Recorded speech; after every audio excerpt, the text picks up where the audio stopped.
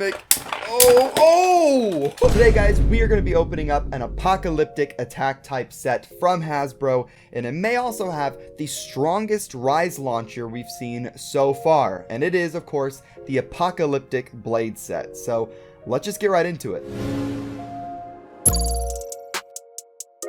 So before we move on, just like the premium collection, this was actually sent to me by Hasbro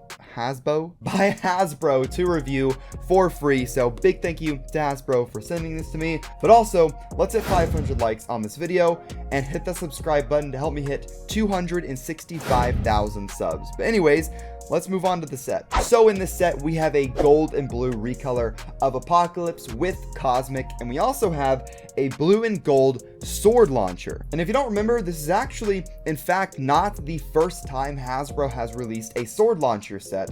Actually, a little over 2 years ago, they released the Excalius set, which had Excalius X3.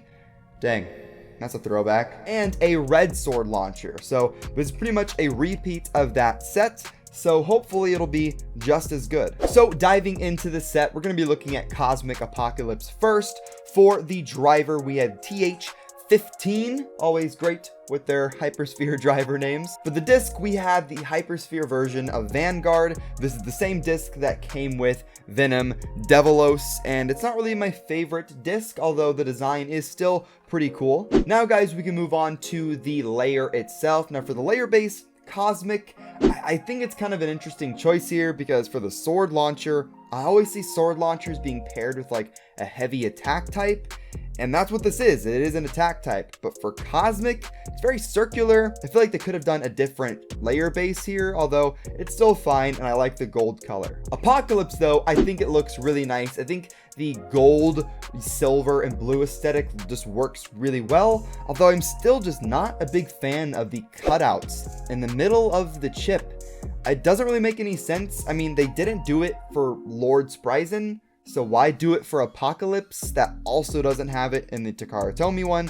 Doesn't really make a lot of sense to me, but I guess it's fine. So now we move on to the blue and gold sword launcher. Now, this one is actually pretty interesting because back when Evolution came out, I really liked this launcher a lot.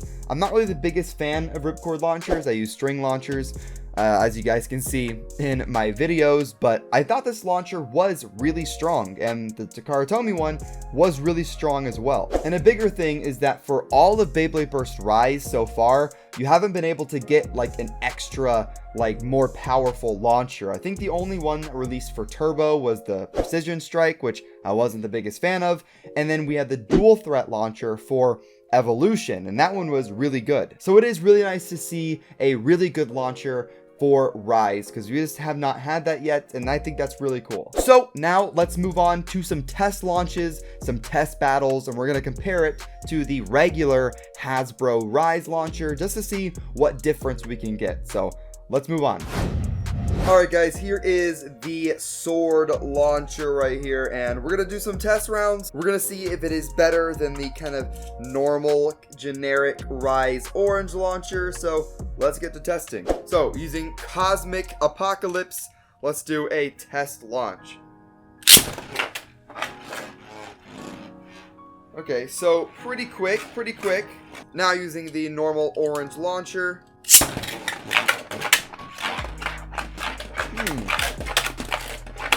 Actually, that seems a little bit faster. I don't know. Alright, sword launcher again.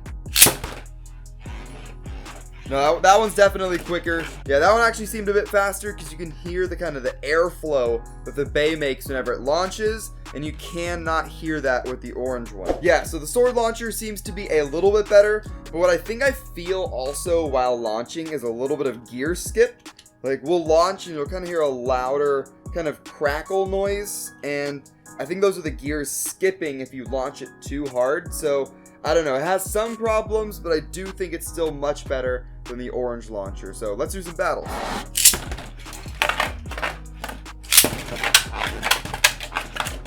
Come on, Cosmic. Oh! Come on, Cosmic. Oh! Get out of here, Union. Jeez. Massive contact right there. Maybe I was wrong about Cosmic not being a great attack layer base, because Wow, that hit pretty hard.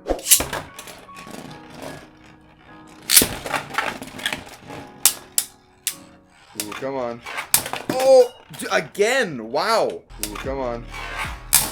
Oh, second time in a row, just getting launched out of the stadium.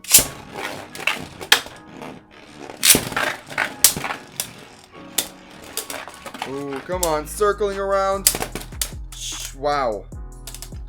Just stunning. This crazy hits, actually. I am really impressed with this bay overall. I'm really surprised to just like it so much. So that's gonna wrap up the Apocalypse Blade set. Let me know what you guys think in the comments down below. The bay I really like. The part I like most about it is the chip, of course, but it still hits pretty hard. And the sword launcher I also like, except for some gear skipping problems, but then again, it is still really strong.